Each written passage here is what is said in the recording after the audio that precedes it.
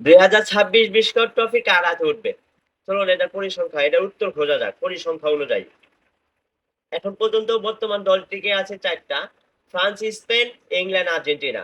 যদি তাদের পরিসংখ্যা, প্রথম সেমিফাইনাল হচ্ছে আপনার বুধবার রাত ঠিক 1টায় স্পেন বনাম ফ্রান্স, দ্বিতীয় সেমিফাইনাল বৃহস্পতিবার রাত ঠিক 1টায় ইংল্যান্ড বনাম আর্জেন্টিনা। যদি আমরা প্রথম সেমিফাইনালটা দেখি স্পেন বনাম ফ্রান্সের, তাহলে তাদের পরিসংখ্যা বলতেছে তারা ম্যাচ মুখোমুখি হয়েছে মোট 38টা ম্যাচে।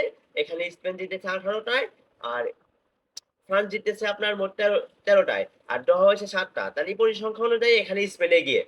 আমরা যদি দ্বিতীয় সেমিফাইনাল দেখি বৃহস্পতিবার রাত ঠিক 1টায় আর্জেন্টিনা বনাম ইংল্যান্ড ম্যাচে, তারা মোট মুখোমুখি হয়েছে 14টি ম্যাচে। মোট ম্যাচ ইংল্যান্ড জিতেছে 6টি, আর্জেন্টিনা জিতেছে 3টি, আর মোট ড্র হয়েছে 5টি। যদি এইদিকে পরিসংখ্যা দেখি তাহলে এদিকে ইংল্যান্ড এগিয়ে। তাহলে আপনার পরিসংখ্যা অনুযায়ী জয়ী, পরিসংখ্যা অনুযায়ী আপনার ম্যাচ দুই দল খেলবে ফাইনাল। এদিকে আপনার প্রথম সেমিফাইনালে স্পেন, দ্বিতীয় সেমিফাইনালে ইংল্যান্ড। যদি তাদের পরিসংখ্যাটা দেখি, ফাইনালের পরিসংখ্যা যদি তাদের পরিসংখ্যাটা দেখি, তারা মোট মুখোমুখি হয়েছে মোট 28টি ম্যাচে।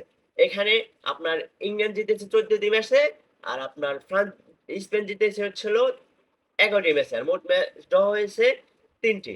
যদি আমরা এইদিকে পরিসংখ্যা দেখি তাহলে পরিসংখ্যা অনুযায়ী এবারে কি 2026 বিশ্বকাপ ট্রফি ইংল্যান্ডের দাবিদার, নাকি আপনার ফ্রান্স, স্পেন ও আর্জেন্টিনা ইতিহাস বদলে দেবে?